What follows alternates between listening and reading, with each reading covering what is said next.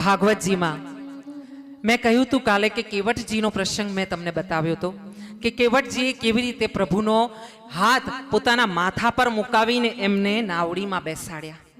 હા, એમ કહેવાય કે તમારી પાસે કરોડો રૂપિયાની મિલકત હોય ને, અઢળક સંપત્તિ હોય કે જે તમને ખબર ન હોય કે મારી સંપત્તિ ક્યાં ક્યાં છે, અને 7 પેઢી વાપરે તોય પણ છૂટા હાથે ઓછી ન થાય એવી સંપત્તિ જો તમારી પાસે હોય ને, પણ જો તમારી પાસે સદબુદ્ધિ ન હોય તો એક દિવસમાં, એક કલાકમાં, એક સેકન્ડમાં એ બધી સંપત્તિનો નાશ થઈ શકે. આ બધો જ ખેલ એક જ છે, સદબુદ્ધિનો. ને સદબુદ્ધિ ક્યાંથી મળે છે? પ્રભુના નામથી. જેણે નામ લીધું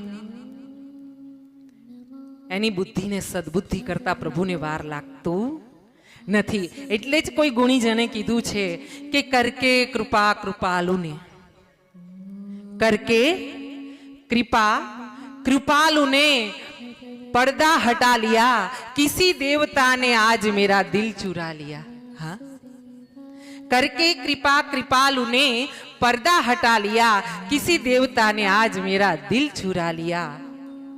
आहा, दुनिया की खबर ना रही, उसका बना दिया, किसी देवता ने आज मेरा दिल चुरा लिया.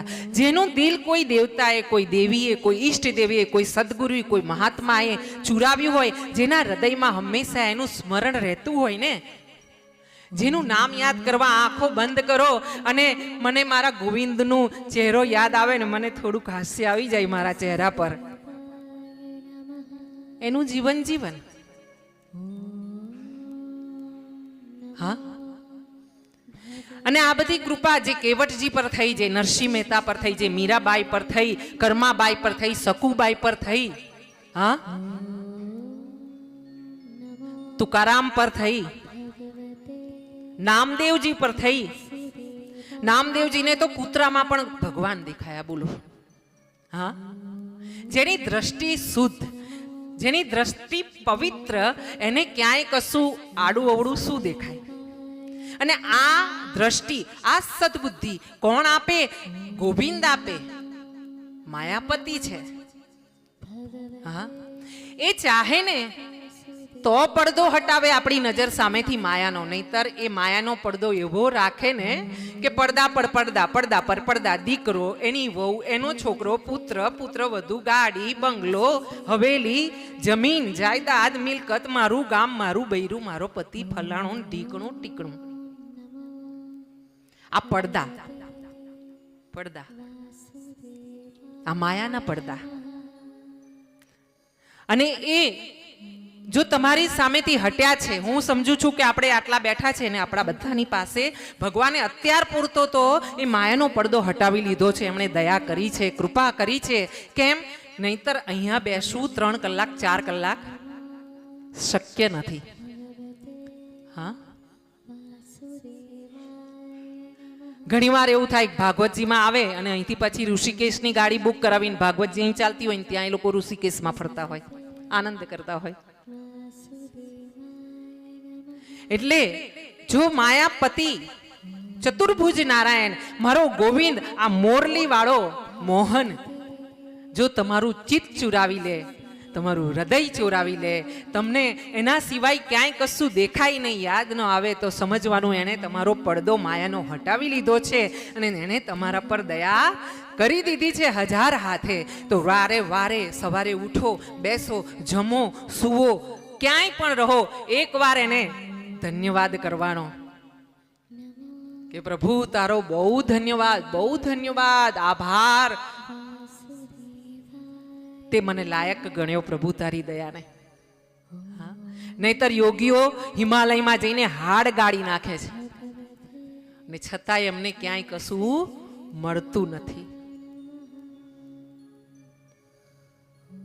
કેવટજીએ રામજીને પોતાની નાવડીમાં બેસાડ્યા, ખભે હાથ મુકાવ્યો, માથે હાથ મુકાવ્યો, ચરણ રજ લીધી, અમૃત લીધું અને પીધું. અને પાછા પ્રભુને વગર ઉતરાઈએ સામે પાર ઉતાર્યા. અને એવું કહે છે ગુણીજનો કે ઉત્તરાયણમાં સીતાજીએ પોતાની અંગૂઠી આપી કેવટજીને. સીતા માતાએ સીતાજુ એ સિયા સુકુમારીનો વિચાર કરો કે જે રાજા જનકના ઘરે નાનકડી અમથી દીકરી એ સુકુમારી અને આજે એ વનમાં ઉઘાડા પગે રામજીની પાછળ પાછળ ચાલી રહ્યા છે અને મોઢામાંથી એક શબ્દની ફરિયાદ નથી. અને આપણે ત્યાં જો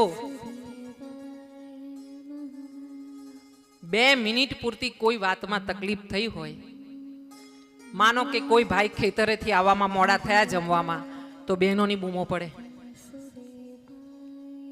હા, સિયા સુકુમારીએ પોતાની અંગૂઠી કાઢી છે, રામજીના હાથમાં દીધી છે, રામજીએ એ જ અંગૂઠી કેવટને આપી છે, એવું ગુણીજનો કહે છે.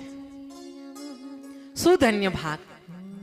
અને લક્ષ્મણજીએ જ્યારે એમને ચેતવ્યા ત્યારે મેં તમને કાલે કીધું હતું કે લક્ષ્મણજીને કેવટજીએ સામે હુંકાર ભરીને કીધું છે કે મને શેનો ભય, તમારા તીરનો, તમારી તલવારનો, તમારા ક્રોધનો, તમારા શ્રાપનો મને શા માટે ભય હોય કે જ્યારે મારી સામે નજર સામે સાક્ષાત પરમ બ્રહ્મ રઘુનાથ ઊભા છે, માં સીતાજી ઊભા છે, મને શાનો ભય? હું મરીશ ને તો મારી અંત્યેષ્ટિ પણ દયાળુ કૃપાળુ એવા મારા રામજી કરશે. અને આવો પૂર્ણ વિશ્વાસ સાથે આજે આપણે ફરીથી ભાગવતમાં પ્રવેશ કરીએ છીએ. બોલીએ કૃષ્ણ કનૈયા લાલ की, अपने अपने मात पिता की जय.